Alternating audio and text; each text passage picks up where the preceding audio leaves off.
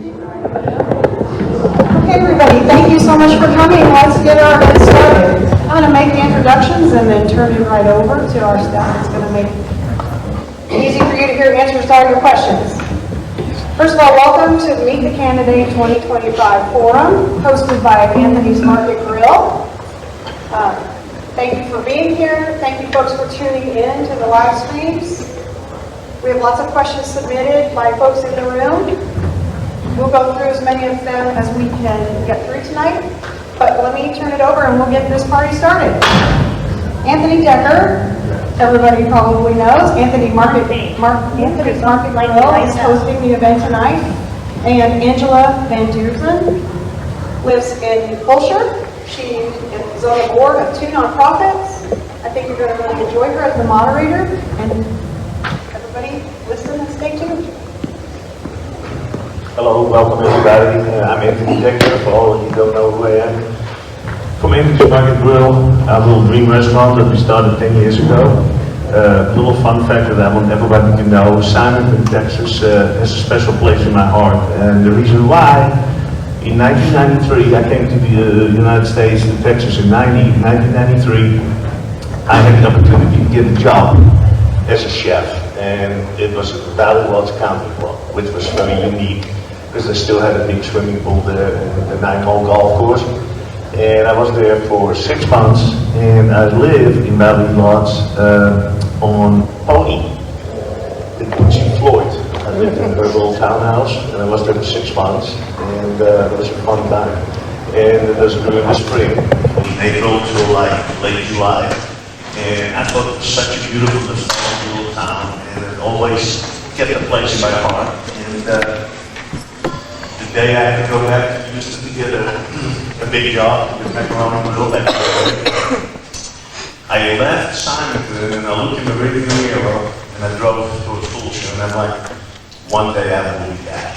And I did. And I think it's a great town, great citizens, and it's a beautiful town. It's a little sad that some people sometimes, I live on Mills, some people get depressed around there. The new park is a great addition, and I love living on Mills. I've been here for 6 years now, and let's keep the Simonton beautiful, and thank you all for being here.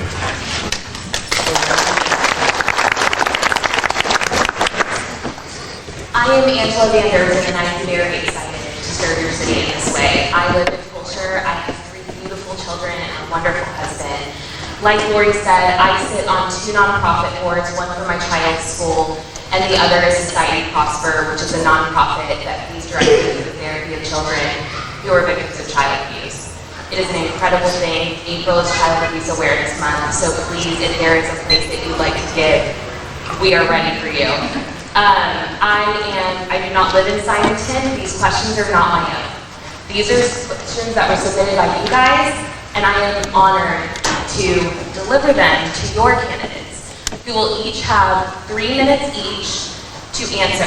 That is it. I will ask you that when you hear the timer go off, please cut it short, or you're done. And that is it. Let's get started. Can y'all hear me okay? Yes, ma'am. All right. So we're going to start off with a big one. Are y'all ready? Yes. Please share how you will help expedite a comprehensive zoning plan that complements our comprehensive plan.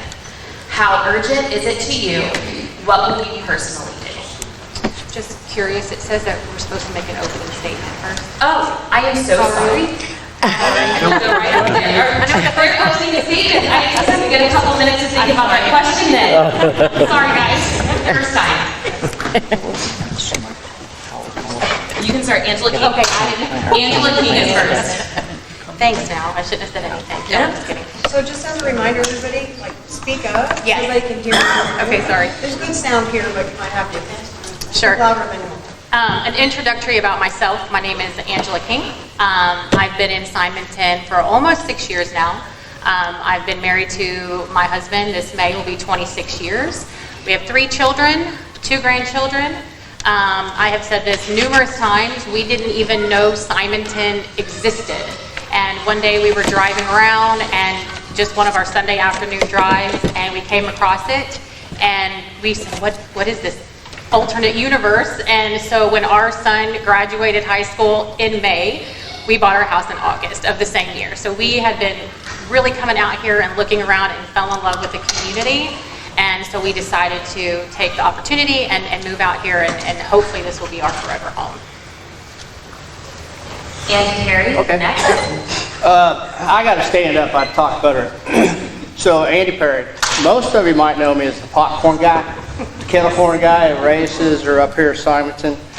I started that with the kids so they could learn how to do a business, the models and what it takes. Kind of turned into something bigger. But I'm also the airport guy. It's kind of those two things I feel like I'm known for. So I built 2 of the newest airports in the country when we moved to Texas in '06. Weston Lakes. We always looked at Simonton and we're like, we need to get in the country because I'm tired of the Weston Lakes deal. So we bought land, and then we bought a house for an investment, and then I got it finished, and then Harvey took it away. So we got in it again real quick. For those who know the pain, you know the pain. And we've just, I mean, we could have left then, but we just, like, we love this. You know, I've got my shop and my guest house. I now got 7.5 acres, so I have a very vested interest in what our town does. And I'd like to, you know, get some things going with it. And so I've been on economic development boards. I've been president of Chamber of Commerce. I did public airports for 16 years. I've done all the budgets. I've done all the city council things. I go to Washington all the time. So I'm just here. I finally got to a point in my career that I can give what little brain cells I have left to the community and try to help, you know, with the mayor and the other council members to get us back to where we need to be. So it's finally my time to hopefully give back to the community and, you know, give what I know and have seen all through the different states and what I've seen in Washington. But local is local. Doesn't matter which side of the aisle you're on. It's about us. It's just about the citizens of Simonton and what comes first. So that's what I'm doing. That's why I'm here. Thank you.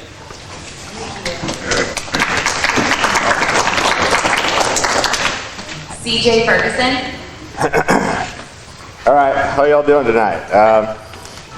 Some of you may know me, some may not. I've only been in this small town for about 3 years.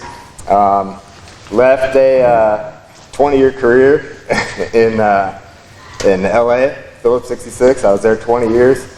I really wanted to get my kids out of where we were. Came out to this amazing town, okay? We fell in love with it. Been with my wife since 1999, and we are just really, really upset with the way this place has gone the last 2 years. Last 2 years has been basically a standstill, right? We really got on this comprehensive plan, 3 years ago with the previous administration, started getting things going, and then the current administration got in and pretty much shut it down, right? We approved the plan, but have done nothing for zoning. We talk about growth coming our way, yet don't do anything about it, right? We've done nothing. We did a huge tax cut, which I'm not about raising taxes, but we put our city well below where we probably should have been, which that is what it is. We're not going to raise taxes back up or anything like that. I'll tell you straight up, I am here to look for the best that we can offer this city. We need to work as a team on this council and make improvements for our citizens. That is it. There's no going back, looking at things, digging up things from the past that we already approved and trying to, you know, mess things up for other people. We need to look to the future, grow as a team and a community, and make it better for ourselves.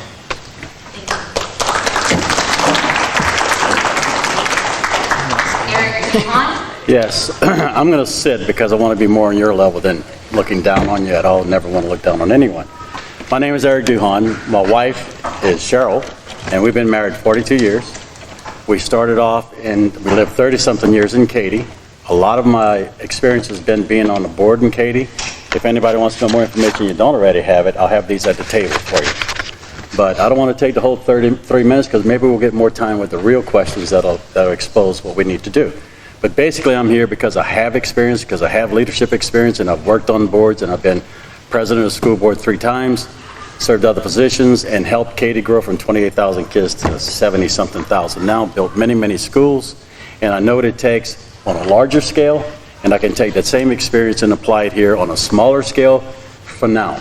It's a smaller scale for now, but growth is everywhere, and it's going to take a lot of collaboration, it's going to take a lot of guts, it's going to take a lot of working with the people we can work with, and it's going to take a council that can work together with proven leadership, that can get together and do things and not have to bicker, ask for things that you don't need or have or do have, whatever. We got to stop all of that. We can put architecture and structure in place. As a council, we can do anything. So we just need to become a cohesive council. And that's the only reason I'm running.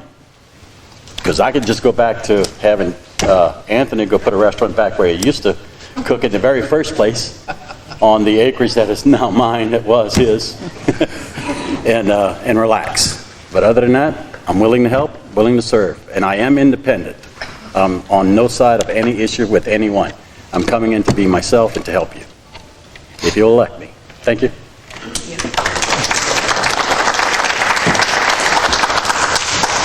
Courtney Cox. Thank you. I'm not standing either. Obviously, my name is Courtney Cox. I have lived in Valley Lodge since 2019, so 6 years, beginning of 2019. I have 2 children. I have been on the council, obviously, for the past 2 years. We have been working behind the scenes, more so than most people see, to get the zoning progress in place and all of those good things. So again, I kind of agree with Eric in the fact that we need to get to the more important questions. However, I initially ran for this seat because of the taxes being as high as they were. And this time it is to, in fact, finish the job of getting the zoning done. There is some infrastructure coming. I think I mentioned it last night at last night's meeting, that is already in play, and it's coming whether we like it or not. It's going to be great, don't get me wrong, it's fantastic, but that's why I'm here tonight. Thank you. Thank you. Faith Haley. I hope you can hear me. I'm not known for a big voice, so I'll have to project. Can you hear me okay? Yeah? Okay. My husband of 50 years this year, our 50th. That's a big number. We came to Simonton about 20 years ago, and thankfully we were here quite a while before we encountered any floods, but it has been, horrific going through 2 floods, but the town pulled together and we made it through. We've got 3 sons and 8 grandchildren who live fairly close, but I still just don't get to see them enough. So, I want to say how much I love Simonton. It's a place that we live in a beautiful place. We've got great neighbors, and I've enjoyed serving. I'm kind of like Eric. I could sit back and just enjoy my latter years instead of going through what we go through at some of our meetings. But we, like Courtney said, have been working behind the scenes, a lot of things that but we are working on your behalf. And I want to continue that work. Otherwise, I wouldn't be here. But I do appreciate you all, love you guys, and want the best for our city together. And I'd love for everybody to get along. I do not like the bickering whatsoever. So it's not anything that I like. My husband and I were missionaries, still do mission work all over the world. And we're all about people getting along, and we pray for Simonton all the time. But let's get to the questions. Thank you. I am going to go back to my first question. Each of you will have 2 minutes to answer. Please share how you will expedite a comprehensive zoning plan that complements our comprehensive plan. How urgent is it to you? What will you personally do? Angela, can you hear first? Okay. So as you all know, the first phase of the comprehensive plan has been completed. The city hired a third-party contractor, Atura, to get that done. I was able to be on the committee with Artura, work with the organization, work with the engineering corporation that put that together. We were able to work with the residents of the city and kind of hear a lot of what you guys wanted, what you didn't want, and get that ball rolling. But unfortunately, for the past year, it has been stagnant. We are ready for phase 2. Unfortunately, phase 2 hasn't started. For phase 2 to start, we have to again hire a third-party company to come in and help us get that moving. To be able to do that, as a city, we have to do homework, we have to do research. We have to know what's best for our city, what company will do best for us. And to be able to do that, we have to have the staff to do so. Unfortunately, some of the council members have defunded hiring of that position. We don't have that position available anymore, and that is why since the first phase, has been completed, nothing else has been done. And as you all know, we are a bordering city of the fastest growing city in the United States. And for us to have sat for a year and not have done anything to move this zoning plan forward is just not what the city needs. We need to focus on getting it done, and we need to focus on securing our city and keeping it safe from the development that is coming. Thank you. Andy Perry. Yeah. So this is my number one goal, is zoning. I was on the comprehensive plan committee. Can y'all hear me? The plan, and I thought we was going to roll right into zoning. Like I said, we all came together for that concrete plan. We came together. We packed that house. But TCEQ would not have protected us. They would have given them a permit. This is my world. I live in it. Environmental, all that, regulations. I don't think nothing would have stopped it except lawsuits, and I was putting money away in case I need to file. So we have to get this done. Budget meetings will start right after, I believe, the election.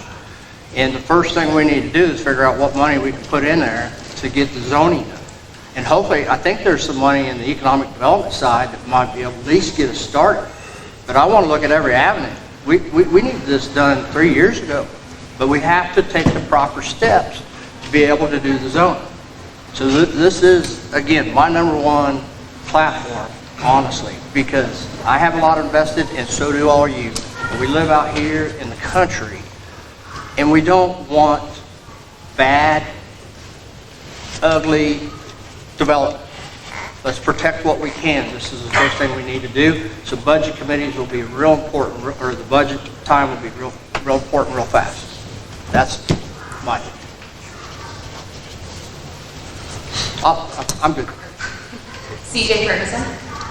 All right, so not much else to add on top of that, really, for what is needed to move it forward. I think we all know we need to get together, we need to set aside money, and we need to come together as a team and help drive this forward. But I don't know if everybody realizes that there are properties for sale in downtown Simonton right now that could be bought and could be turned into who knows what, a storage facility, a condo, I don't know, but we are right in the middle of this and we're not doing anything about it. So it's critical that this be a number one priority for us. Eric, do you want? I'm going to ask you to repeat the question so I can answer specifically what you asked.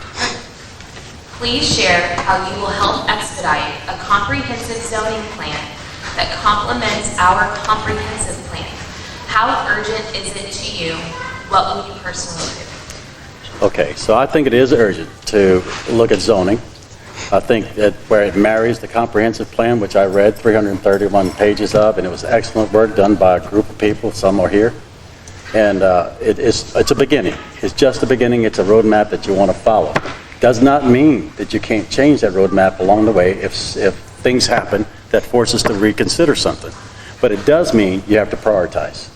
And if your priority is zoning, then the council needs to get together and say, we're going to do zoning. And we're going to find a way to do zoning. We're going to do it collectively. We're not going to argue, fuss, and fight. We choose zoning. Let's do it. Now, zoning is a double-edged sword. If you have properties that you can zone, then you can make something happen that says it's commercial, non-commercial, whatever. If you have a massive amount of property that you don't control, then you're out.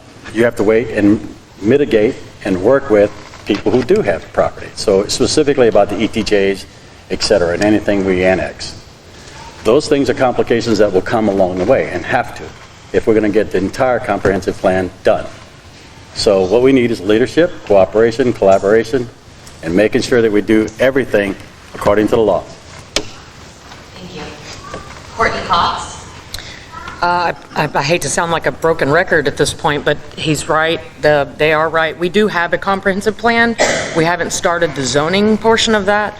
To Eric's point, there are properties we don't control within those ETJs and other properties surrounding it that we don't control. However, the areas that we do would need to be zoned. It's just a matter of getting the project kicked off. Our EDCs have been very recently, put back in place where they were not.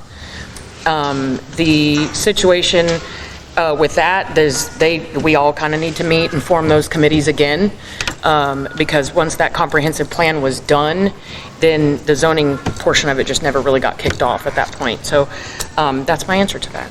Thank you. Thank you.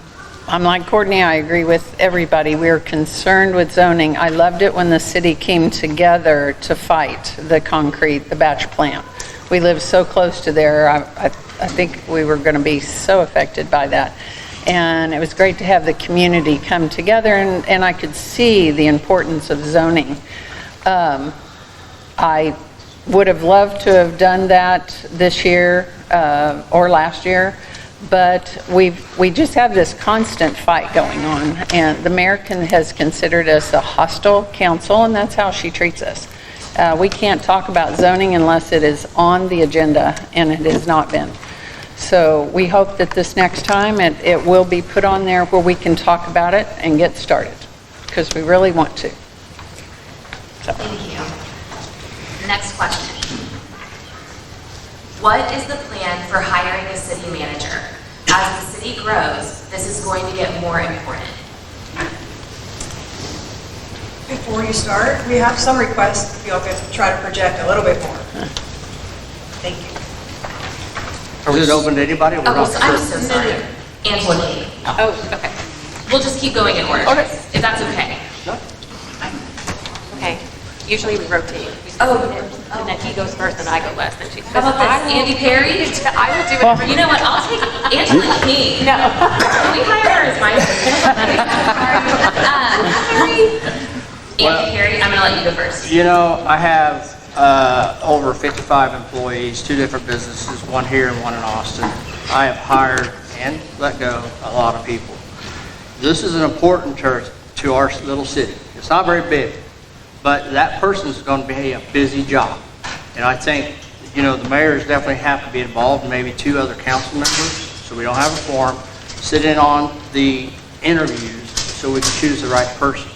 You know, then they should meet every council person just to get to know them.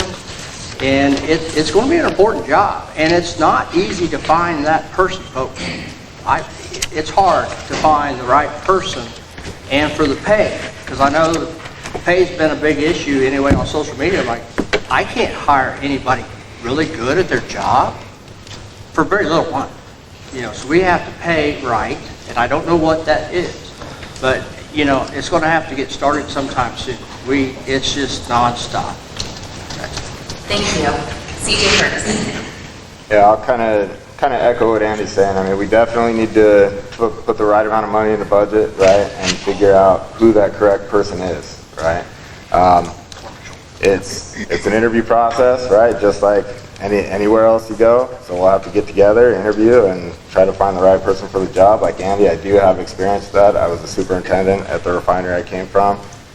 Did the hiring there, and currently I work at Frito-Lay down here in Rosenberg, and I'm the manufacturing maintenance planner. I actually do all the interviewing for our new mechanics coming in. So lots of experience with that kind of stuff. Look forward to finding the right person to fill that role, and again, help us move this city forward. Why didn't you bring corn chips? Yeah. Eric. Yeah, so when you talk about a city manager, of course, not being a council person, right, the ins and outs of the city manager, I'm not going to judge right now what those ins and outs are and what the responsibilities of the mayor versus the city manager versus the secretary versus the council people, because honestly, it seems to be mixed up right now and too much of a burden on one, not enough on another. So what I would suggest is that we need to come together after the election and talk about how are we going to structure, who's going to do what, and what are the true responsibilities. If it comes out that the true responsibilities are too much on the mayor or too much on a council committee, then you hire a city manager. If you need a city manager, you hire one. If you want to know how much you need to pay for them, you can do surveys everywhere to tell you what city managers make on basically our size, etc., and then go find the money. You do what you have to do to satisfy the requirements for the city and for the people. That's it. Thank you. Courtney Cox. First, just to clarify, our city's not quite large enough to receive a city manager. That's why it was a city administrator position that we've always had. But that being said, to Eric's point, those duties really need, when we came together for the concrete plant, everybody came together. Nobody asked whose job is whose. Currently, our city has Nanci and Julie in place, and they're the only two people that are paid to do any of what we've done, or myself and the rest of the council and mayor and everybody else have done in the past 2 years, much less in their previous tenure. So I think if we all agreed to do that, right? We all stood up and said, well, I will volunteer my time and every other Tuesday if we have to, or whatever the case may be, to come together for the city of Simonton. If we can all do what we did for the concrete plant, I don't see why we wouldn't save that money and put it back in your roads. Put it back in your roads. Lord knows we all have a complaint about some section of roads, so, and or zoning. I mean, it's all going to be a necessity in order to get on that. So that's my opinion of that. Okay. Thank you. I'm one of those that are in the camp that I don't believe the city does need a city administrator. I know cities like Weston Lakes, they run with a part-time secretary that works 2 days a week and gets it all done. And I know Nancy's extremely efficient. I think there was a lot of waste. Well, I know there was a lot of waste with our last city administrator. And I think that if a time comes that we do have a city administrator, I would like to see that there would be more oversight than there was. I've got some statistics I brought with me tonight. I actually have gone over the credit card statements for the last 4.5 years. These are just a few things from those, since we're on the topic of a city administrator. They spent over $9,000 on Apple iTunes and Apple purchases. And that doesn't include Audible, Kindle, Sirius XM, and lots of DirecTV accounts. Over $2,500 on postage, over $12,000 at Walmart. That doesn't include Costco, HEB, Hobby Lobby, Home Goods, Old Navy, and many others. And the thing that really blew me out of the water was over $41,000 was spent on Amazon.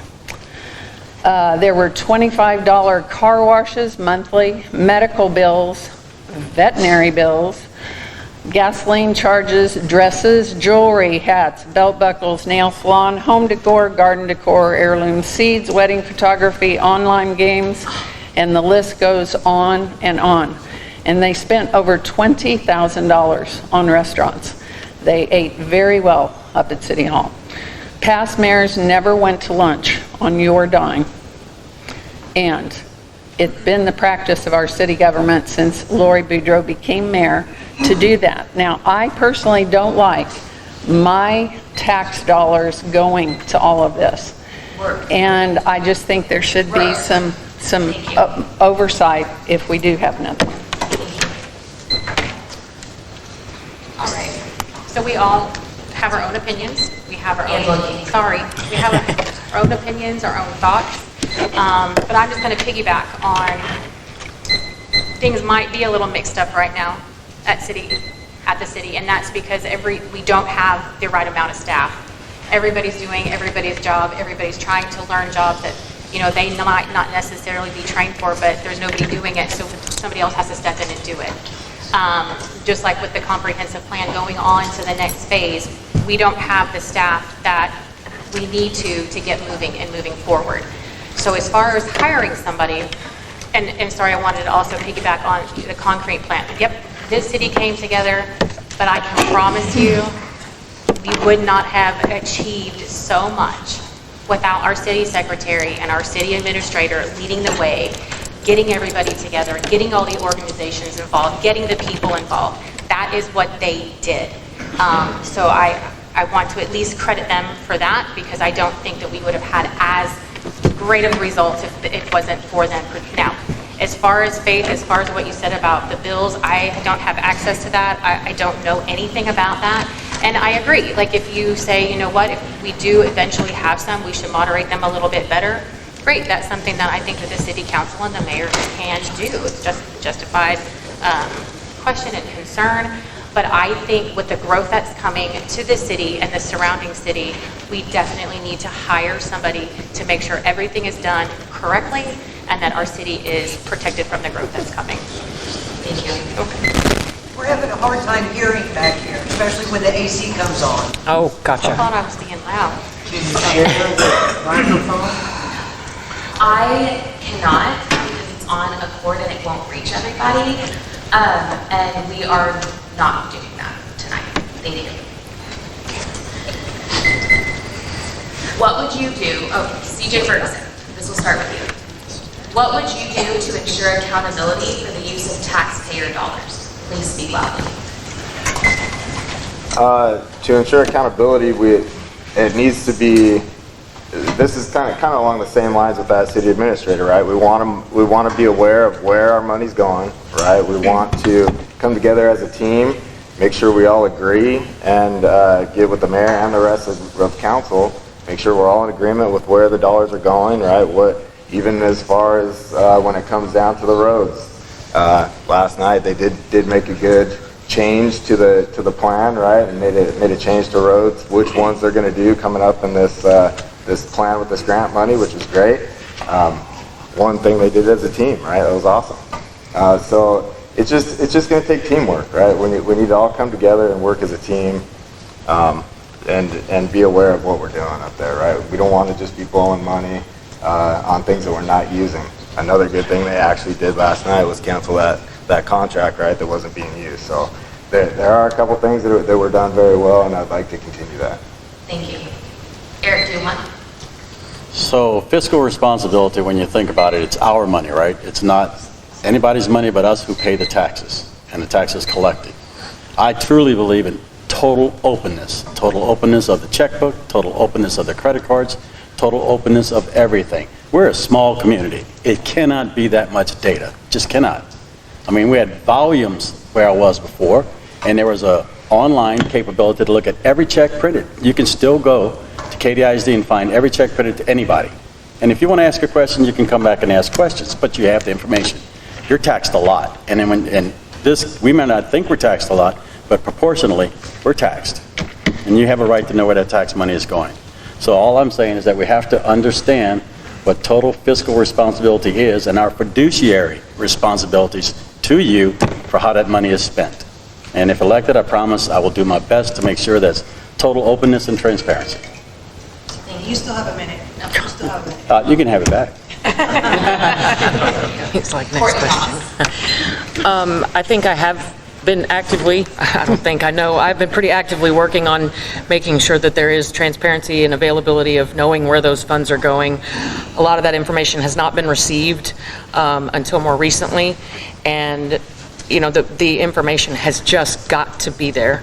The Attorney General's office requires the current council to be the fiscal responsibility, or that to be our job, to make sure that every penny is spent and returned to the city, not spent on whatever you just read, restaurants and whatever else. And that's a hard number. I don't have any of those numbers, but in the same breath, that is a hard number to listen to and to think that if this is, you know, true or whatnot, because I haven't seen those bills, but you know, that's a lot of roads, people. That's a lot of roads. And I know that every single one of you out there, whether you want to or not, admit it, that between what Fort Bend County has done to us, the appraisal districts have done to us, the LCISD has done to us, and then the city of Simonton at one point had done, you were figuring out which way to spend your money. Because I know I was. I know I was. I was having to make decisions about things that I spent, and that's my entire job. So absolutely, the transparency is a necessity. And that's it. You can have your time back. Thank you. Thank you. Would you like me to repeat the question? No, I know. Accountability for tax dollars.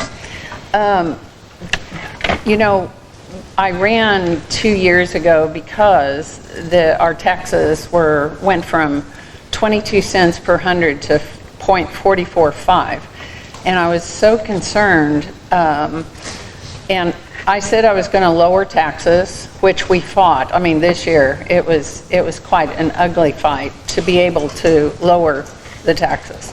But I'm sure a lot of you probably got a rebate check. Those of you that have mortgages, you got a nice rebate check saying that you had extra in overpayment and escrow. And that is because you didn't you didn't have to pay as much city tax. But from the moment I went in there, I wanted to treat the city funds as if they were mine, because I've always been very fiscally responsible, and I wanted that for you all. And the council before us never ask about finances, and I know that because it's not on the agendas, it's not in the minutes. In 2019, the financial statements went off of the agenda, and you never saw them again until Courtney and I and Burns were elected 2 years ago. And we've been trying to get to the bottom of the finances ever since. We've been trying to see bank statements. We've been trying to see, just recently I got those credit card bills. It took quite a while to go through them. But we want accountability. That is the biggest thing that we have been working on behind the scenes. You don't always see it, except us fussing about finances at the meeting.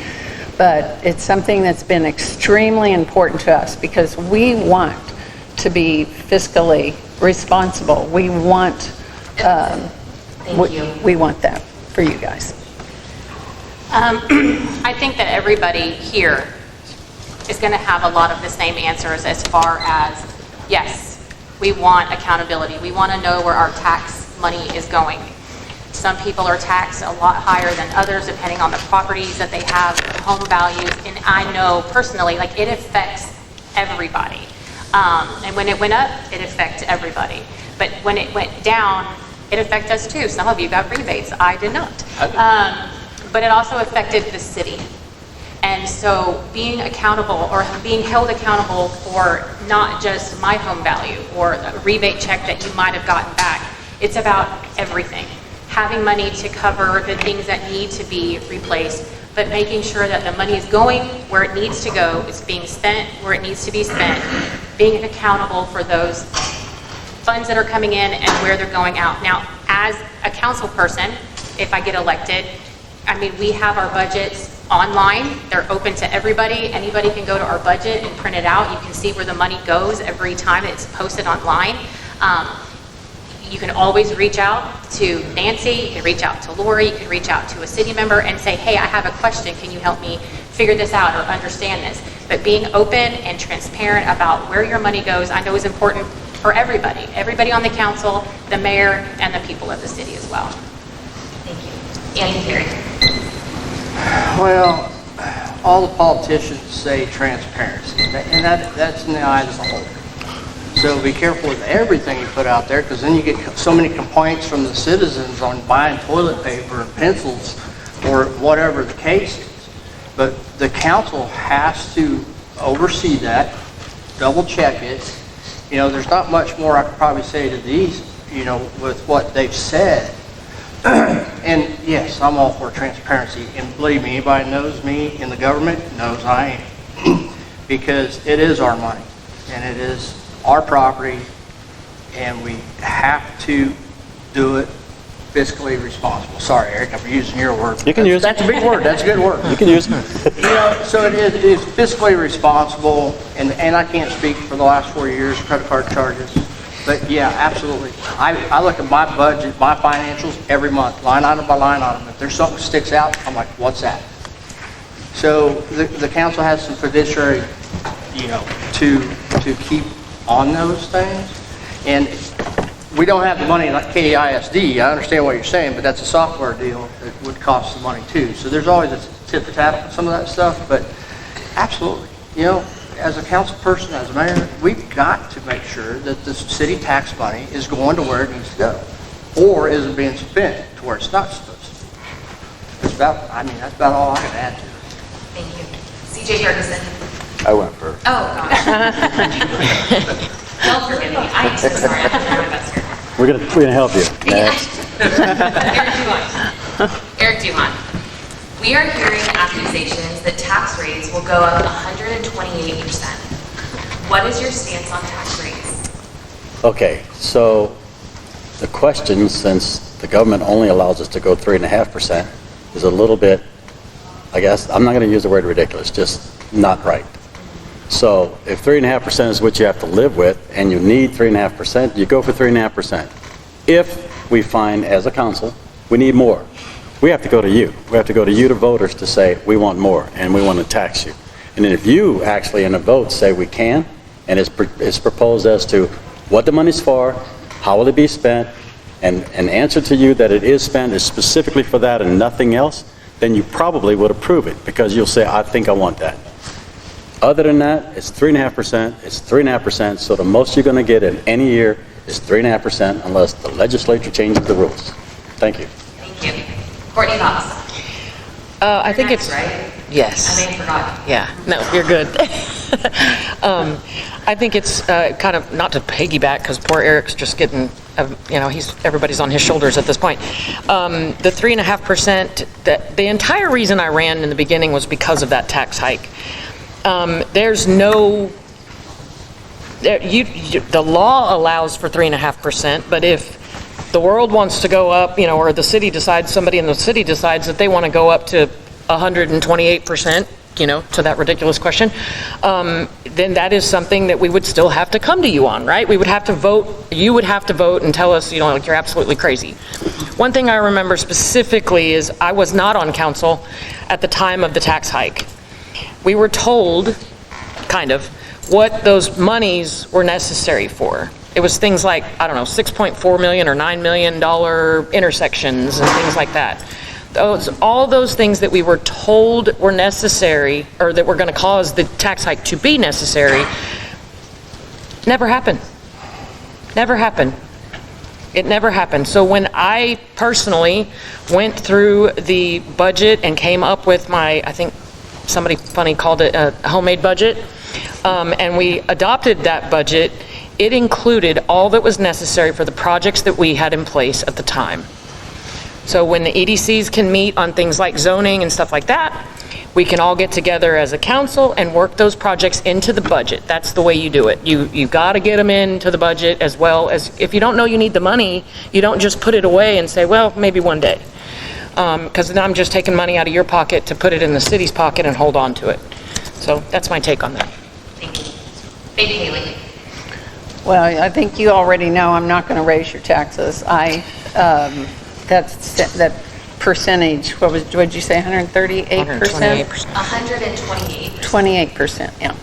That was probably, somebody said that on Facebook, and I don't get on Facebook too often. So, what I saw was a very inflated budget when we first got on council 2 years ago. There were things like, you know, $30,000 in miscellaneous in almost every category, $10,000 miscellaneous, $20,000 in miscellaneous. It was like, I hadn't seen a budget that looked like that. But a city our size does not have to be spending over $1 million a year. I think that during this last year, many of our expenses have gone down. And I can't see any reason why we would have a tax hike.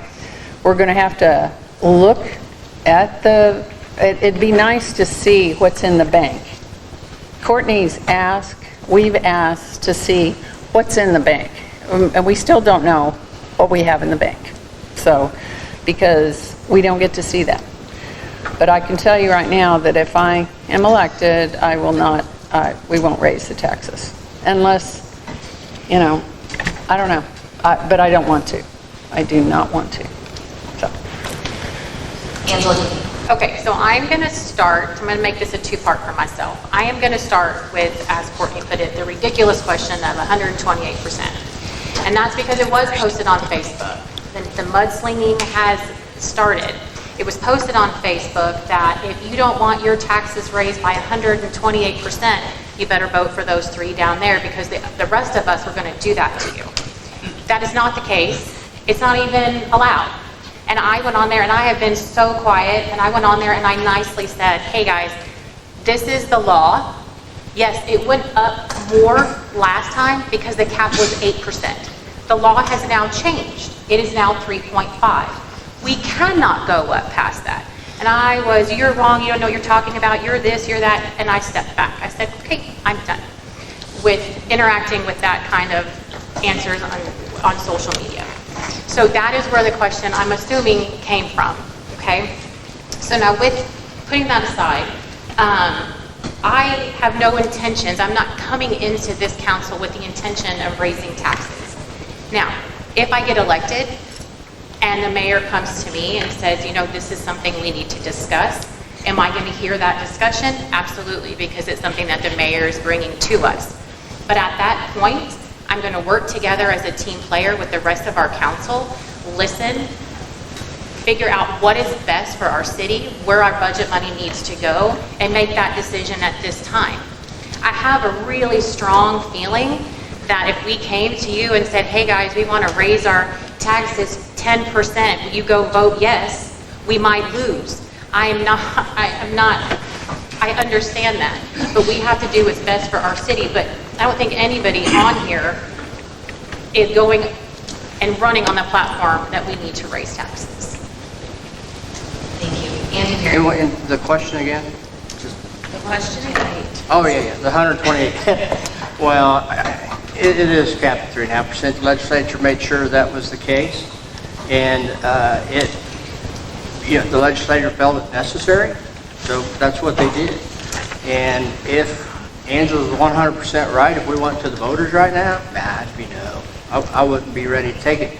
But as council people or whoever gets elected, you got to sit there and think, what do we need? Do we need a couple, 3.5% at 22 cents? That ain't very much. So I don't know if we can get the zoning done for that, but we may have to do it. So I wholeheartedly disagree with Courtney. We got a little extra funds, we got a project, put it away. So next year we add more to it and get it done. Like I said, I got a vested interest in this town. And we love this town. And I'm not going, hey, let's raise taxes. It's just not going to happen. And we can't without your approval. So, but we do have to watch the pennies, but we got to get things done. Now, and I disagree with them too. Expenses went down, no roads, nothing got done. So yeah, nothing got done the last 2 years. So yeah, I got a problem with that. But I'm not just sitting here, I don't know if we'll go with 3.5%, but probably. I mean, it's still not very much money on 22 cents. And zoning, there's a certain cost. The last one was starting off with, I think, 80,000. 180, yeah, so we've got to get that. So we'll have to figure that out in the budget. But yeah, it's not a realistic number for anybody in the state of Texas at this point. Thank you. Thank you. CJ Ferguson. Yeah, so keyboard warriors strike again. It's a complete joke, right? The taxes cannot be raised that much unless by a vote by the citizens, right? If they did go up 3.5%, just based on my property, I just ran a couple numbers real quick. Last year, my property, the appraised value was $464.7, right? My taxes were $975 for the city tax. If that went up 3.5% at the current appraised value, my taxes would go up to $1,185, okay? $200. I don't know if any of y'all noticed in the letters that came out from our new recent appraisal numbers, mine went down, right? So guess what that means? Your tax is going down too from that. So if we do see a 3.5% increase, it's not going to be much, right? But that's the max that this council can do on their own. If there's anything more than that, that comes from y'all. It comes from the city. We all would have to agree. But the first thing is to figure out what the budget says, right? If we want to make this zoning a priority, we come together, we figure out exactly what that is going to be. If it's this $186,000 that Angela mentioned. Oh, that was phase one. Oh, phase 1 was 186, I'm sorry. So we get our estimates for phase 2 and figure out what it needs to be, get our budget together, and move forward from there. I've done a lot of work with budgets. I've worked with budgets from $20 million to $100 million at the refinery, right? We had mega turnaround years where I had $100 million budgets to plan and execute. This city is not a huge city, as we've stated. We can do better. We can make this happen. Thanks. Courtney Cox. Oh, my turn. I didn't even have to remind you. Based on what you know about city government, what do you see as top priorities for the city and why? Based on what I know about city government, you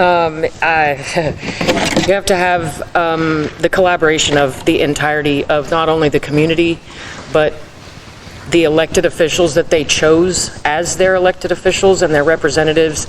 And you got to work with, I mean, not just the mayor and the city staff and everybody else, but I mean, it's a very large effort where between commissioners and different boards and different dinners and different, positions that you get put in, and man, is there a bunch. But I think just immersing yourself in the knowledge of the city government and how you can get things done. What the proper processes are, what the legal processes are, what the information necessary to have. You just educate yourself and you get in it and you don't stop until the job is done. Thank you. Thank you. Repeat the question, please. Based on what you know about city government, what do you see as top priorities for the city and why? I've learned a lot about city government in the last 2 years, and of course, I'd love to see everybody working together, especially in our city government. But I think my top priorities would be things that we've already discussed here, making sure tax stays low, making sure that we get our finances straight in this city, and that what we've talked about, roads, oh my goodness, I want to see the roads get done. And I want to see zoning happen. I don't want anything to have another scare like we did with the concrete batch plant. So those would be my top priorities. Thank you. Angela King. Can you repeat it one more time for me? Okay. Based on what you know about city government, what do you see as a top priority, see as top priorities for the city and why? Speaking of this city, what I think is a top priority for this city would be having a council that has mutual respect for one another, that works together as a team with their mayor, works for the people of our city and not against them. And why? Because that's what we need. We need that in this city. We need that to grow. We need that to protect ourselves. If we can't work together and if we're constantly disagreeing in a very openly negative fashion, then the same thing is going to happen in the next 2 years that has happened in the last 2. Is nothing's going to get done. Do we want roads done? Sure. Have they been done in 2 years? No. Do we have a grant that's coming? Absolutely. And that grant was put together prior to the council members that have been on for the past 2 years. It's nothing that was done while they were on council. So we need to work together, respect one another, listen to each other, work together as a team to move forward in the right direction. Thank you. Andy Carey. I think y'all know my answer. it's getting the zoning done, but the number one priority is fiscal responsibility for you, for the folks here. For me, everybody up here, is fiscal responsibility. Then we go to the zoning and the roads. But the roads are going to be more difficult. At $1.5 million grant, if you looked at that map, you're not getting a lot. I know my cost for asphalt doubled in the last 2 years. So if you got a $100,000 project, it's a $200,000 project. And there's no money left in the budget, and they're using reserve funds right now. So we've got to get fiscally better responsible, and then go after. The biggest thing I've heard is the zoning and the roads. That's been my beat.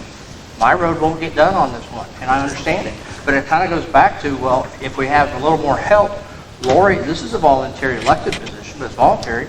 We don't have anybody writing grants for us. I mean, there's grant money out there. There's money all over the place. Now, a little less now because of those, but there is a ton of money for little towns like us. So we need to have somebody helping us out to get this stuff done. That's it. CJ Burks. Can you repeat it one more time, please? Gotta make it work. Based on what you know about city government, what do you see as top priorities for the city and why? Yeah, again, we've kind of sat up here and we'll echo this over and over, right? It's the roads and the zoning. I think that's what our community is really kind of yearning for, and we haven't seen any of that happen, right?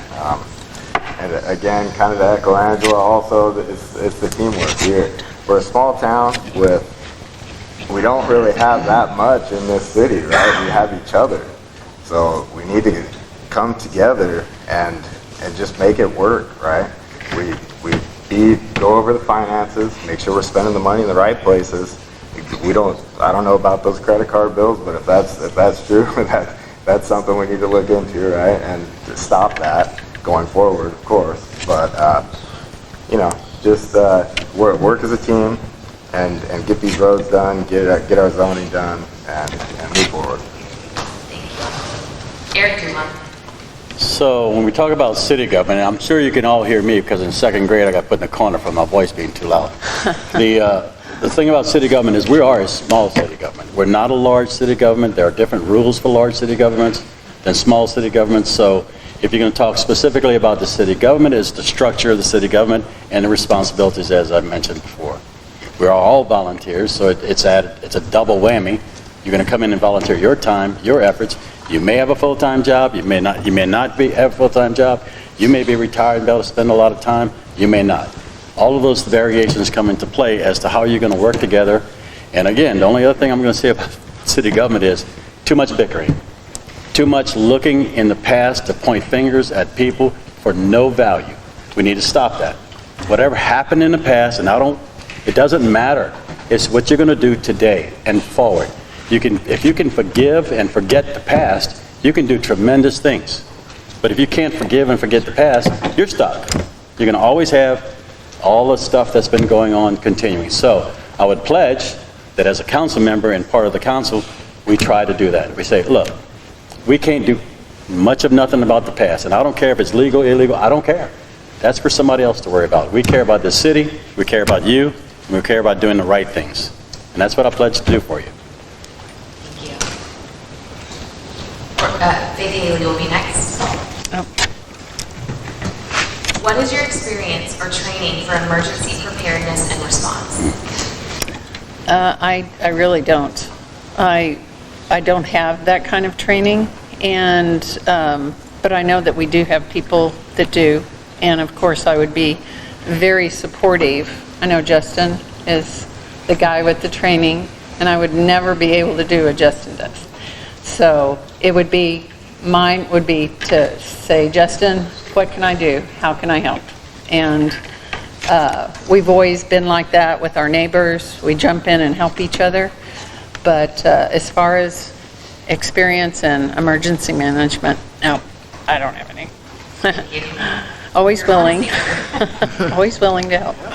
Angela Kate. I'm kind of along the same lines. I have not been a part of that organization, but I did reach out to the city already, actually, and asked, what does it take?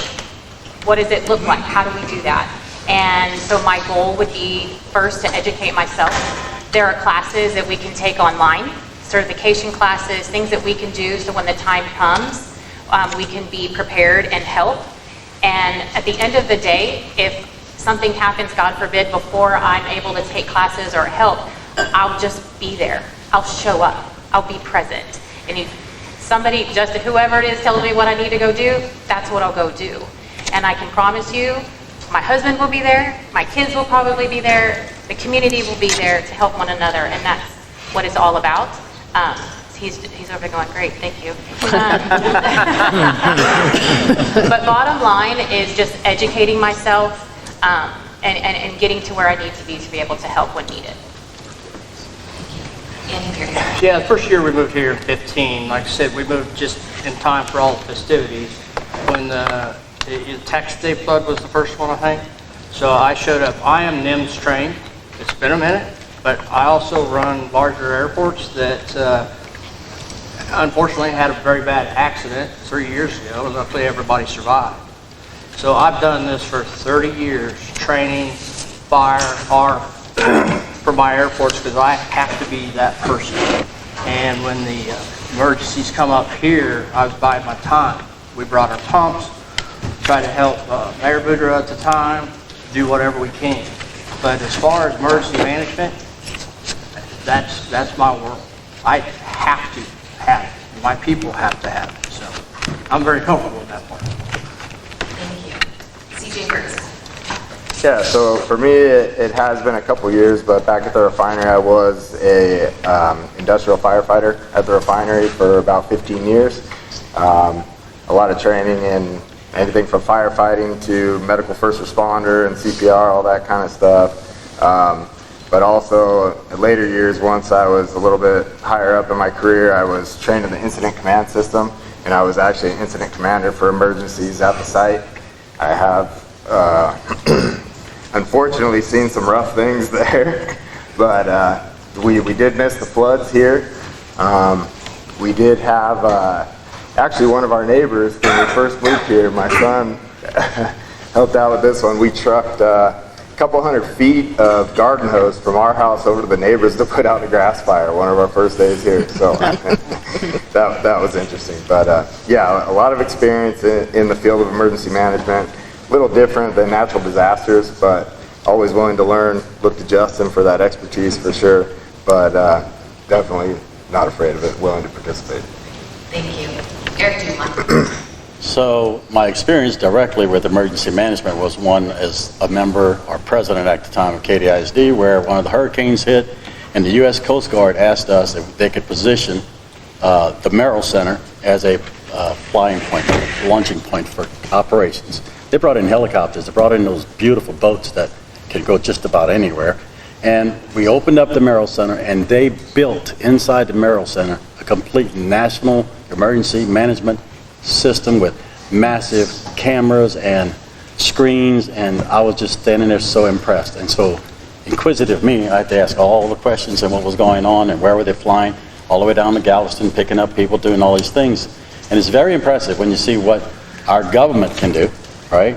And now you got to bring that down. You're going to bring it down to the city of Simonton. And everybody in this room probably has an emergency management plan for your house, for when you're going to leave, how high you're going to let the water get. I mean, you're going to have to do all those things. And some of us have raised our house 8 feet because we don't want to go through it again. So we all have an idea of what emergency management planning is. But as a city, when you want to come together with emergency management planning, it's going to require cooperation with Fort Bend County, with anybody, including Coast Guard if you have to, whoever. So you have to have the connections that you need to protect our little city as much as you can. Oh my God, when you talk about our little city protection, we live on the Brazos, so just forget it. Until they fix the Brazos or something else, we're going to be emergency management planning for flooding. Major thing. We don't get many tornadoes here.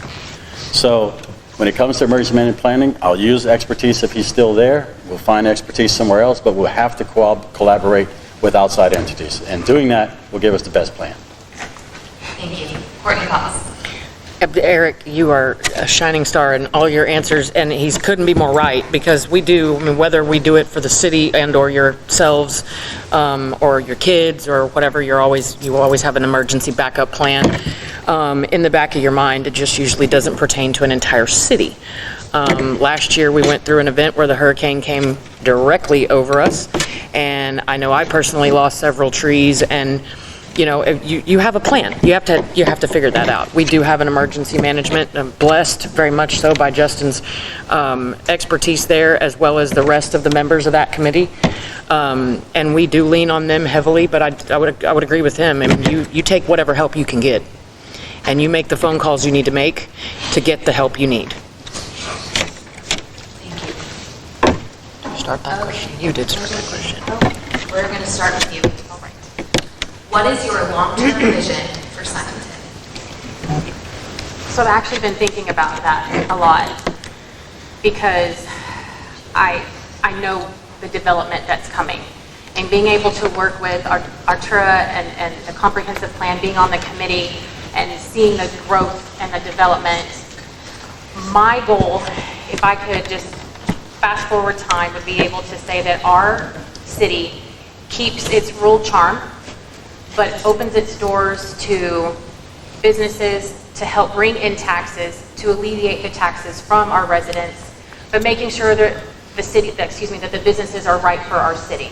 Making sure that, when we did the comprehensive plan, some of you who weren't able to come, it's so much more than just we don't want a gas station here. I mean, we went over, we want low signs. We don't want the big signs with the big lights. And we went over absolutely everything to make sure that we could keep this city in its own kind of country, rural, beautiful city that it is now, and keep that in place while the development is growing around us. Now, we can't control all of it, but at least we control what we want, leave our neighborhoods, leave our streets, see what's right in front of us. I personally don't want to drive out and see a gas station at the corner, but that's just me. So for me, seeing it in 5 years would be seeing everything that we worked so hard for come to fruition, knowing that if I'm elected, getting on the city council, being able to get that zoning done and protecting our city and looking back and seeing, everything that we worked for being saved. Thank you. Andy Carey. Absolutely nobody move out here. That's what I want. It's that simple, but we have to do it smartly because they're coming. We have to, and everything Angela said, I was on the comprehensive committee. We want to keep our small town atmosphere. It's going to be difficult, but I hope we can do it. The roads are coming too. The wishbone they're working on, TxDOT, because our intersection is crazy. But long term, it's a matter of protecting our city and doing the growth correctly. And the biggest partner is Twinwood. It is what it is. They own 90% of the stuff around here, and we need to be good partners with them. For now, they're on board, and we need to work with them with their vision versus our vision and how we keep it. I mean, I would love to have, if anybody been there, Georgetown Square.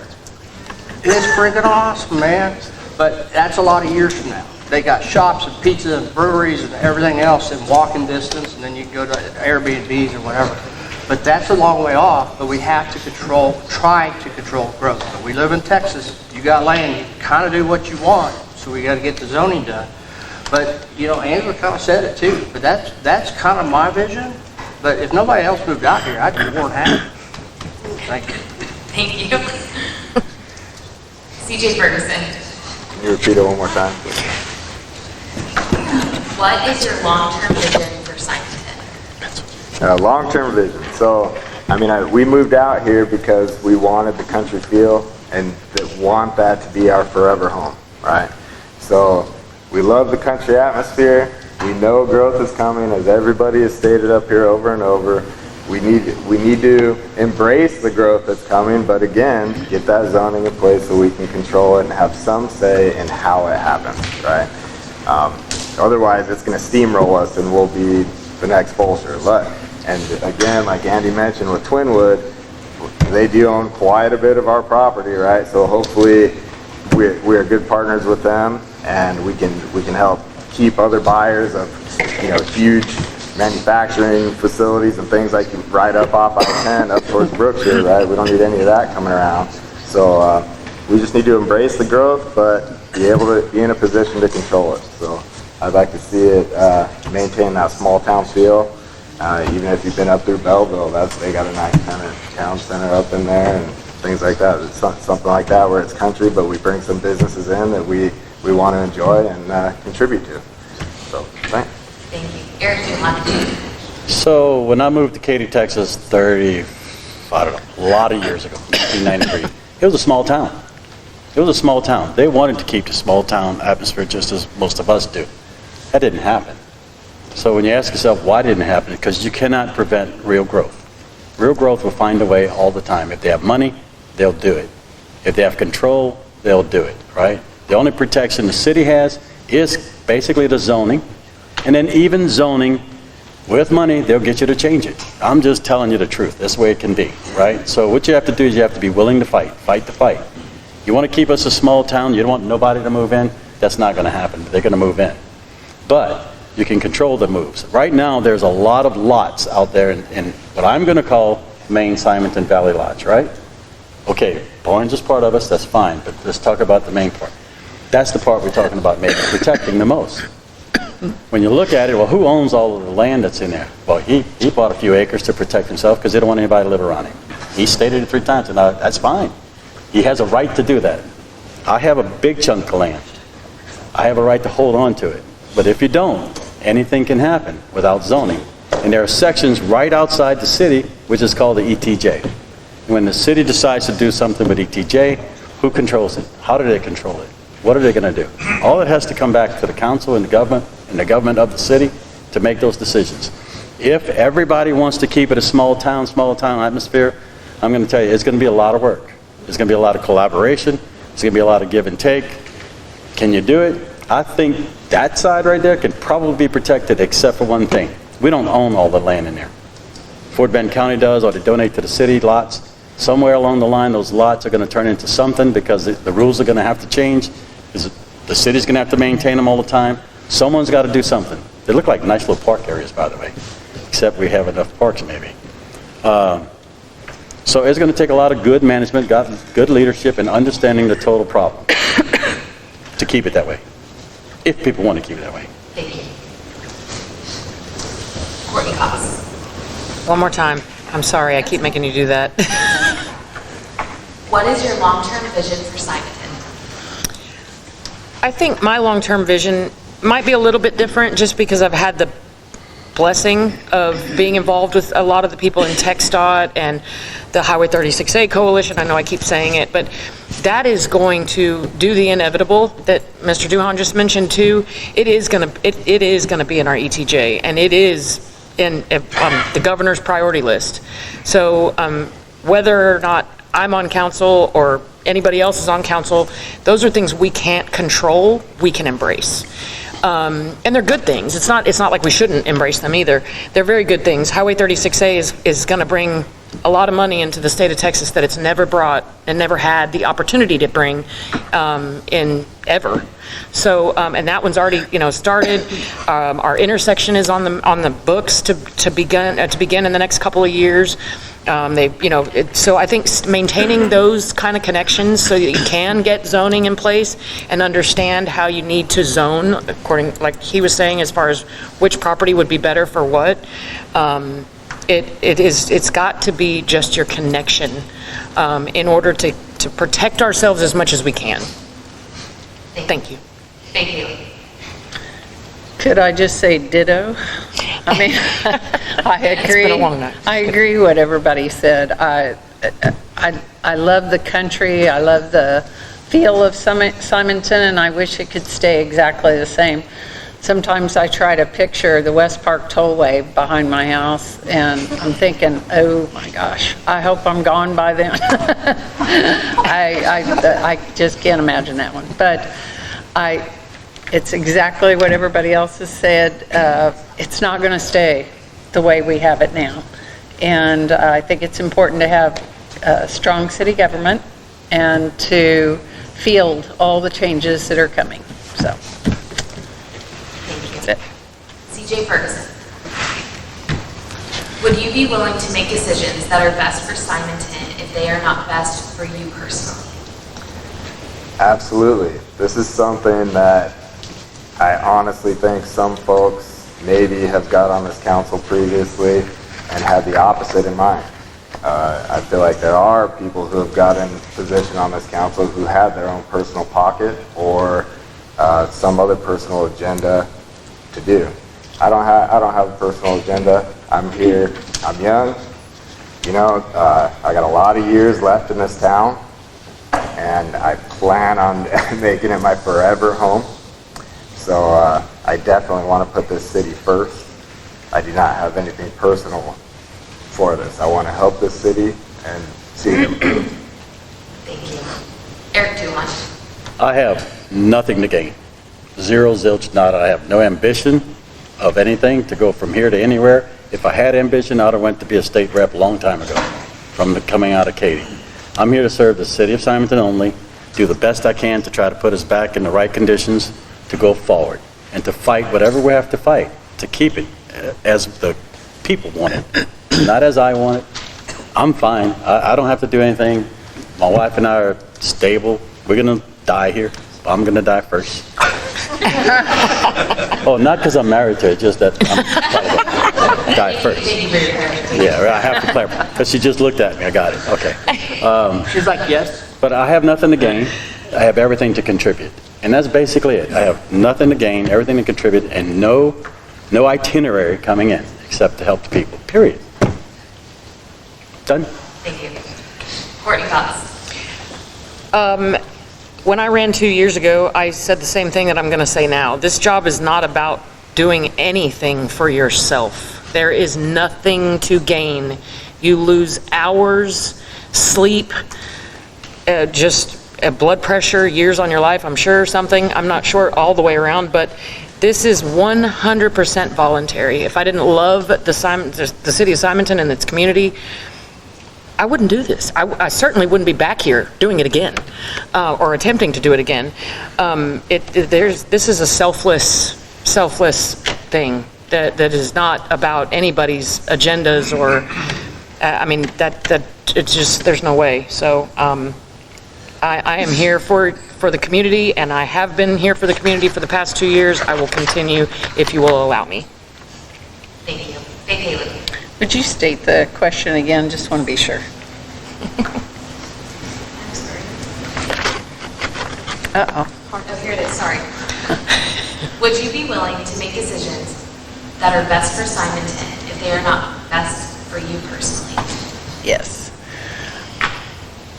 I don't think I've done anything that's been as difficult the last 2 years as it's been on city council. It would be a whole lot easier to sit at home and just try to get somebody else to do the job. But I felt like it was something that I should do. I wanted to do it not for me.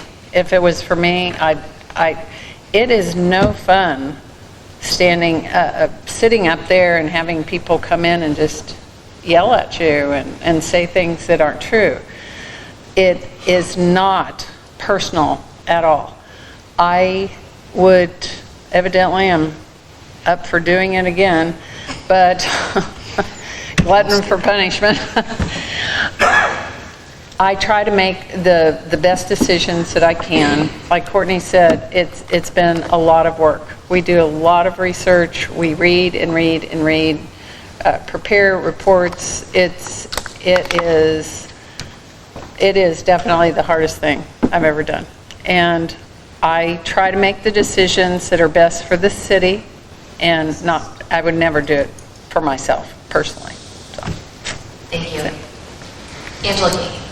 So it's an easy answer, yes. Is it easily done? Not always. But what I hope from this, if I get elected, is that if we all work together, that's the big key factor here in this new council that is coming, is if I go into a council meeting or into discussion with other council members and with the mayor, and I am dead set on, it being this way, I'm going to listen to what they have to say. I'm going to listen to the advice they give me. I'm going to do my homework. I'm going to do my research, and I'm going to listen. And we're going to work together, and we're going to figure out what's best for the city together. So at the end of the day, it's not just me making the decision. It's everybody making the decision together. I'd like to think that, I'm always right, but I know I'm not. So for me to be able to listen, work together as, a team with everybody and take direction, then I think absolutely yes, I will be able to make the decisions that the city needs. Thank you. Andy Carey.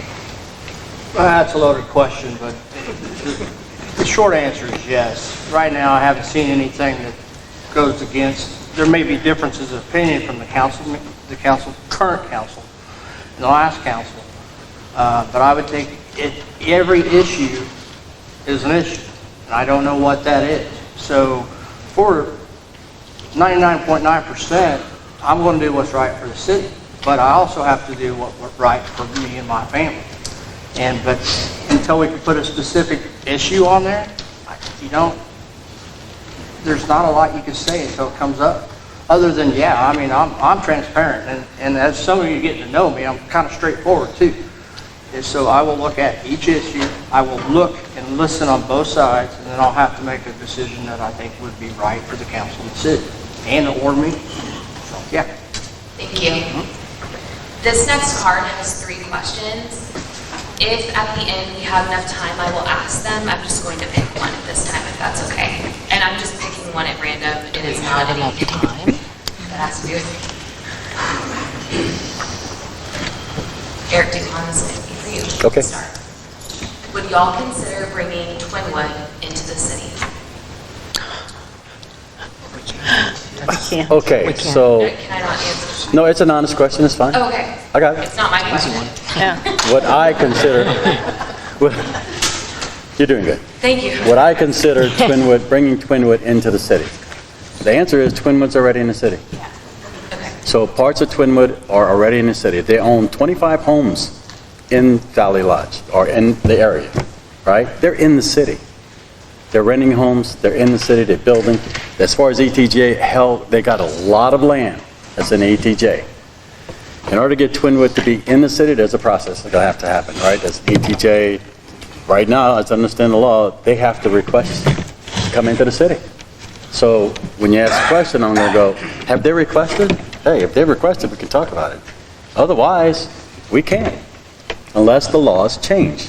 Now, all laws can be changed with the right power and the right authority, and you may go up the ladder, I don't know. But for today, what I want Twinwood in the city, Twinwood is a partner with the city already. That's it. So they're already here. Work with them. Thank you. Courtney Cox. It's a very complicated situation with Twin Woods. Obviously, to Eric's point, they are already here. They would have to, their development deal would have to change drastically in order for them to benefit any further to changing that deal. So it's kind of a, I don't want to say a moot point, but they would have to come to us. Thank you. Faith Haley. I say the same thing, because we have an agreement with them, they would have to agree. I think it'd be lovely if they were not in our ETJ, that they were Paying full taxes. that they were paying those big $1 million homes that they're building, that we get all those taxes, the property taxes. That'd be great. But doesn't look like that's going to happen. Could be state law would change, they would change their mind. It'd be lovely, but it'd be great. Thank you. Angela King. I am not really familiar in whole with a lot of Twinwood. I know Twinwood owns a lot of property. I know they're involved a lot and that we partner with them. I don't know what that would look like for them to come into our city. I don't want to speak incorrectly because I'm not sure. I know that they are developing the beautiful homes, and like Faith said, that would be great to have that tax revenue for our city. But I just know that they already own a lot of land, so I don't want to speak incorrectly because I'm not exactly sure of what their contracts or all that's already about. Thank you. Andy Perry. Well, the development agreement we currently have isn't very good for the city of Simonton. But I don't know if we'd ever get it changed because we agreed to it however many years ago. And that is a tough question because I don't know why they would, because right now we're not offering anything. They put in the water. I don't know if they have any sewer plans, But typically, it's the city that does that to allow the annexation.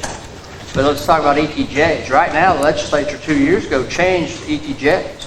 You can opt out. We did in Austin. We got rid of the communist city of Austin on our property, and I don't have to deal with them anymore.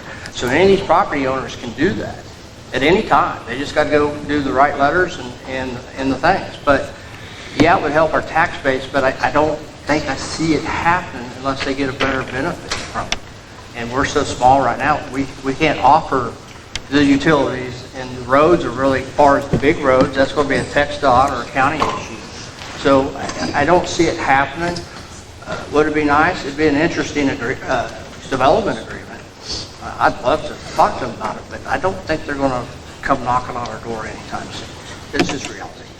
Thank you. CJ Ferguson. Again, kind of echo everything everyone else has said up here. We know that they already have a development agreement that benefits them, and I can't see them trying to come and be part of the city. I believe that was negotiated by a former mayor that didn't work out very well for our city, to be honest. But it is what it is at this time, and we'll work with them as a partner and continue to move forward. That's all we can do. Thank you. Okay, Courtney Cox, first question. Or you're up first. Okay. Do we have enough time for that? I know Laurie's about to tell you to stop. Are we going to get kicked out? We're going to get kicked out? Yeah, they're going to kick us out. Okay. Oh, okay. What previous community involvement have you had in Simonton? Well, I've been part of the city council for 2 years, and it may not be within the city of Simonton, but I'm on, let me list those. There's a lot of them. I'm part of the Highway 36A Coalition, Mayor and Council Association for Fort Bend County. I have been asked by Commissioner Myers to participate in the Brazos Rotary and his staff or whatnot, to participate in that. My goodness, Faith, the list is long. There's just a lot, and it's not necessarily within the city of Simonton. I mean, if you want me to tell you how many trees I've helped cut down, there's a lot of those too, including my own, and I had a lot of people coming to help me too. Yeah, I've done things like that within the community, but the things that I've been doing, at least in the past 2 years, is outside of the community for the community. So. Thank you. As far as like being on any community boards or anything, I have not been. I do everything that I can for our community. I'm a big walker in the morning, and many times I take a bag with me and I pick up the trash, any trash that I see. Anytime we've had any, I haven't formally been a part of a group, but when we've had floods, I've made sandwiches and drinks and chips and taken them from house to house.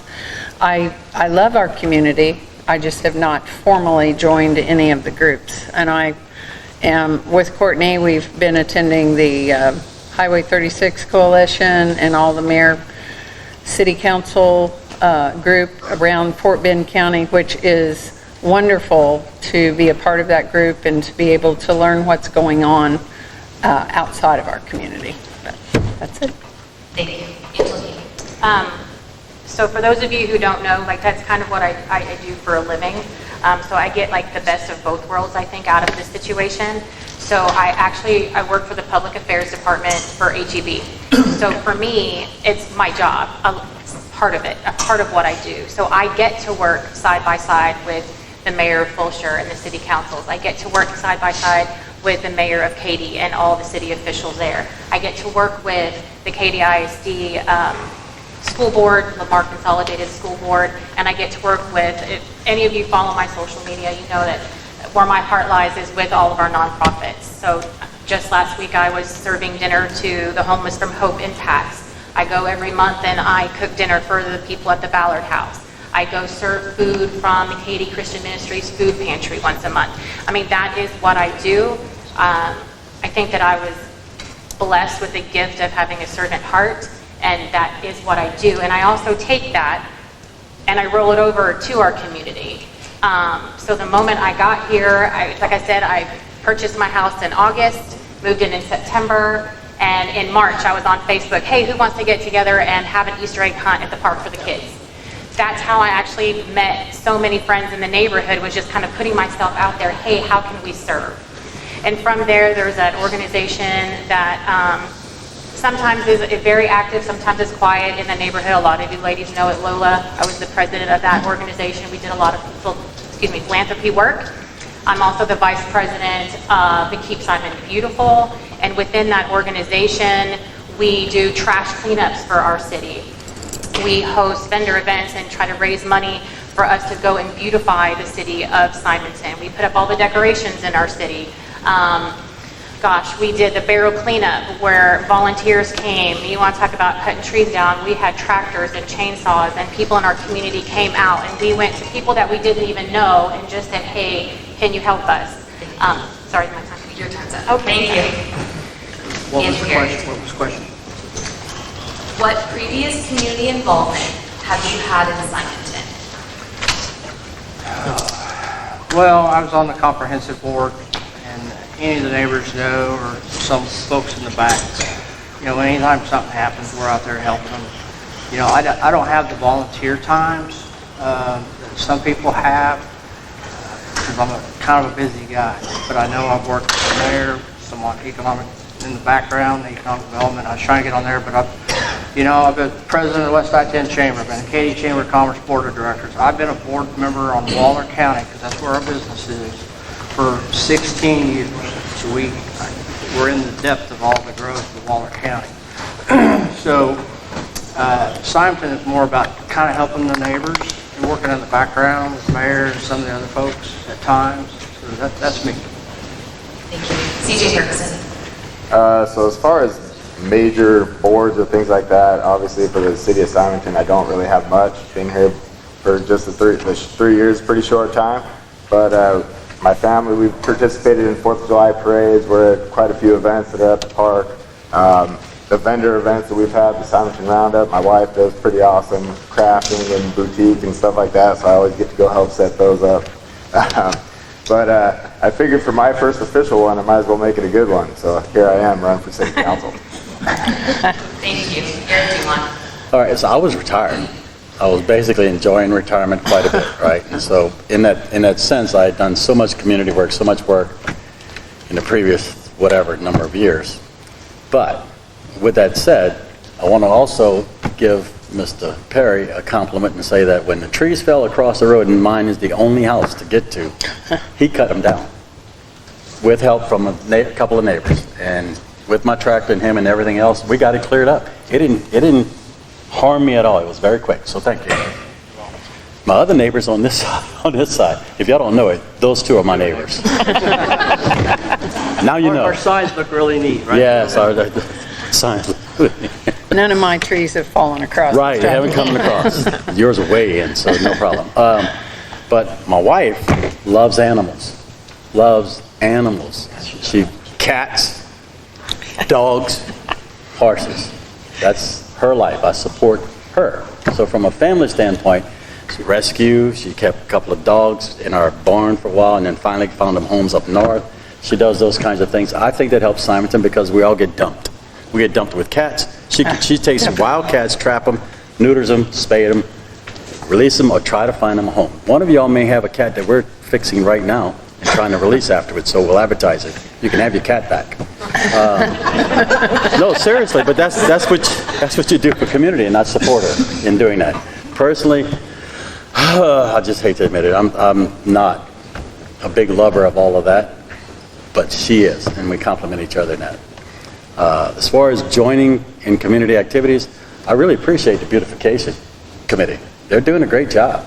And everything Angela has done as far as trying to get things together and all, I think that's fantastic. And I'll try to join more. But I did take my truck and my trailer and took people around for Halloween. That was kind of neat. We even had it lit up. Thank you. You're welcome. That'll end our night. Thank you so much, candidates. Thank you all for bearing with me. I hope I didn't do too terrible of a job. Anthony, thank you.